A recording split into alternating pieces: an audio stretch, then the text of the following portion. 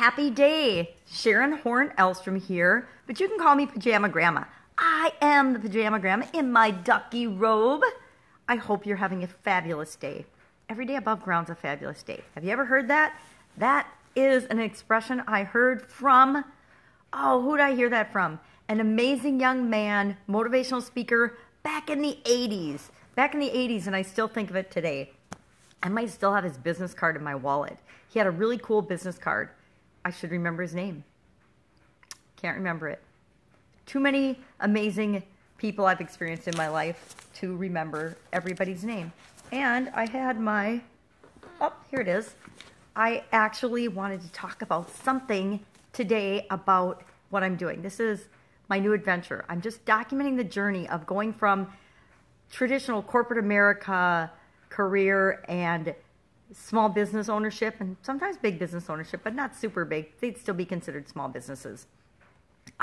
By the definition of the Small Business Association, any business under $10 million, $1 to $10 million is considered a small business. So my personal businesses have all been small businesses based on that definition. Now, I've helped other people grow big businesses, but my own personal businesses up until this point have all been defined as small businesses by the SBA. And we all know that government definitions and government agencies are the definers of all rules and things in life, correct? Not so much.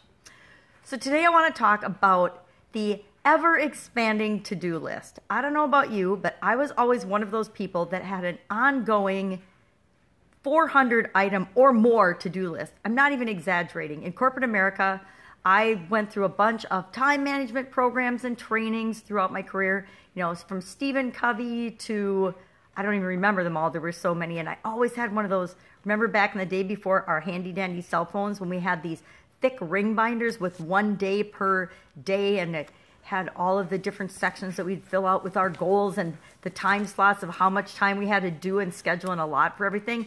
I've used hundreds of those, I don't know if hundreds, but I've used a lot of those different systems, probably dozens of different systems, and I've tried different prioritization systems. Some have worked really well for me, depending on what was going on in my life at the time. Some, not so much. Now I'm all about pad and paper, yellow pads, notebooks, and maybe they're not the most organized way of doing things, but they work for me. In my last corporate job, I actually started a practice, and I probably started at the job before that, but I really perfected it in my last corporate job, where I would have a notebook, and this isn't the exact one, but I would have a notebook like this, or a pocket-sized type notebook, and let's see if I'm still doing it. And I would, as I thought of things, and I walked around about my job, when I thought of things I had to follow up on and that I was making a commitment to do, I would write it down in my notebook, and then I would, I'd still do it. I knew I still do it. I would put, can you see these little squares? I would put little squares in front of them. And then, to make sure that I actually followed up and did those things, every couple of days or every week, actually the next day, I would look at the notebook and I would make sure that I had actually done what I said I was going to do and that I checked off and I followed up on those. That became my actual secret weapon of success in a really challenging job and a challenging role, because it made me very good at following up. If you do what you say you're going to do, people love you. People do, because so many other people say they'll do stuff and then they forget about it because life gets in the way and we forget about things. I was the same way, so I had to come up with a strategy that would help me make sure that I kept my word, that I did what I said I was going to do, and that I followed up.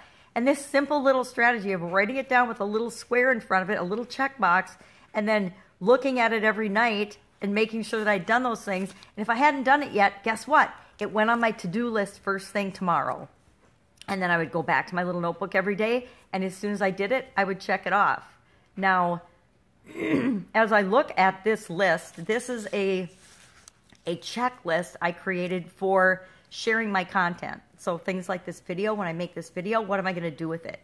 Well, I share it on Facebook, and I do a couple other things with it. And these are the checklist items that I haven't started doing with my content yet.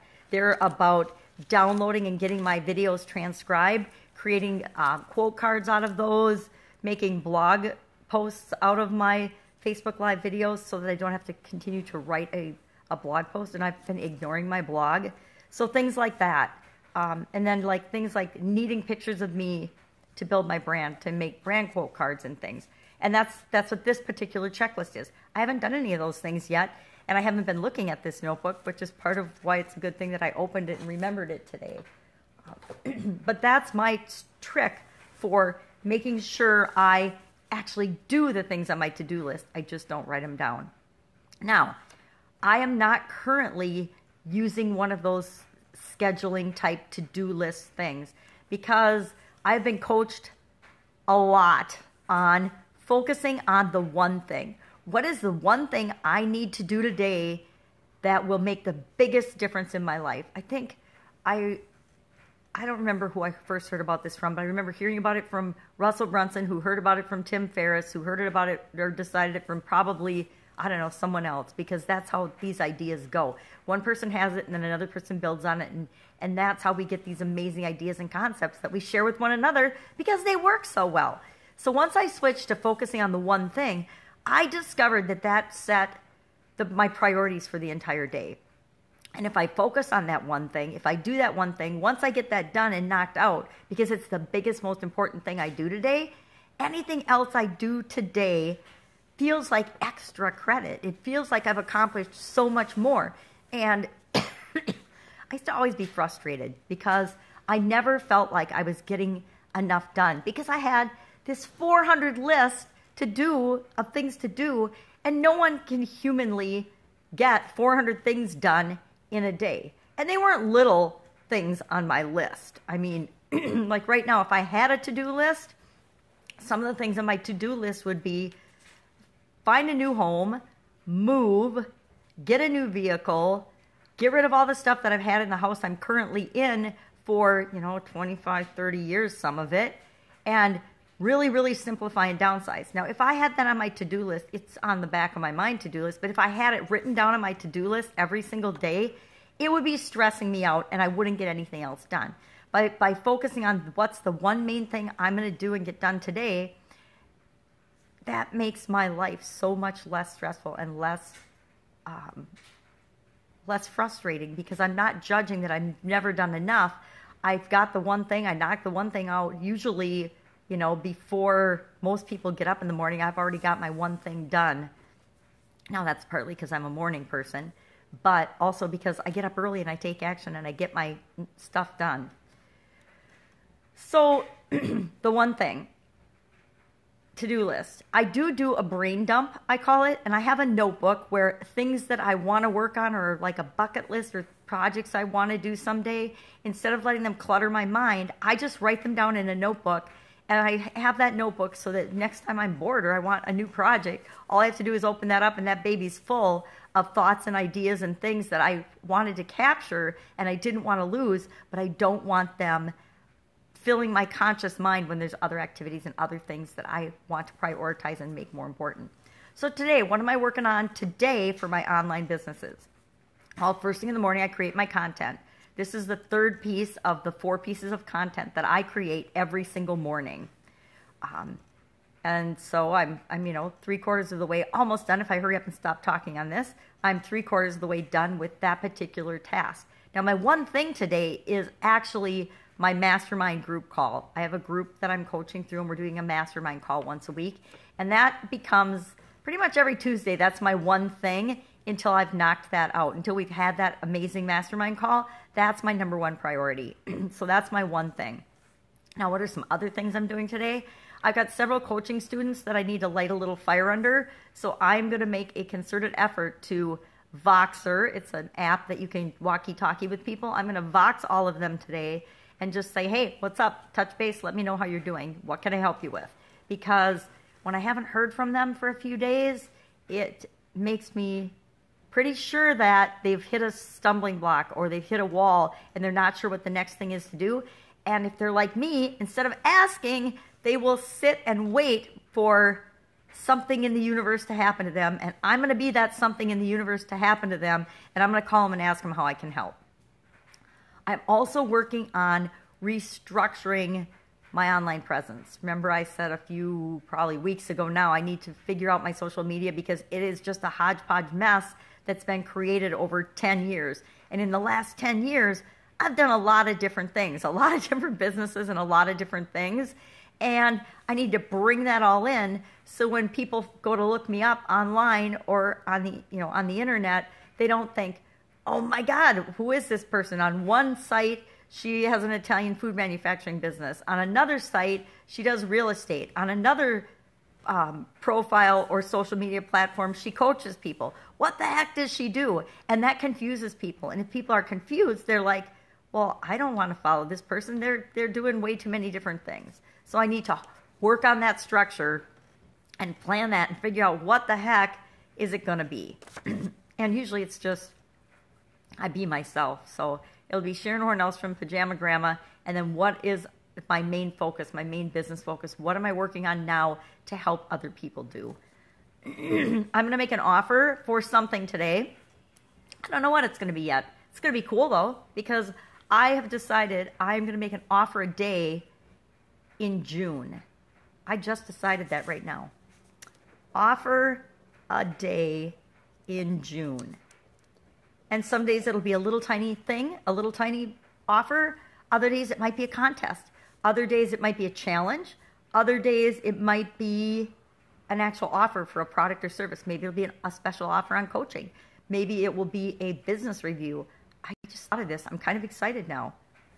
I'm writing that down. Offer a day in June.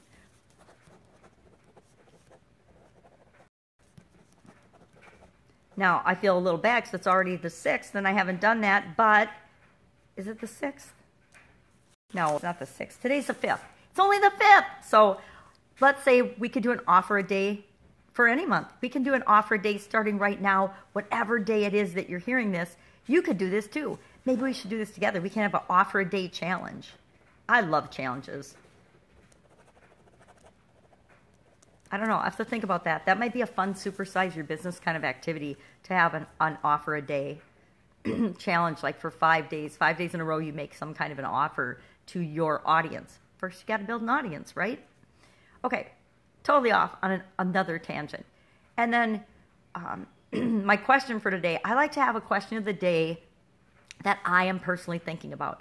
I do a little segment called Pajama Grandma, and in Pajama Grandma, I ask a question every day. I don't know why I started doing that, but I started asking a question every day. So in my Pajama Grandma group, every morning I ask a question.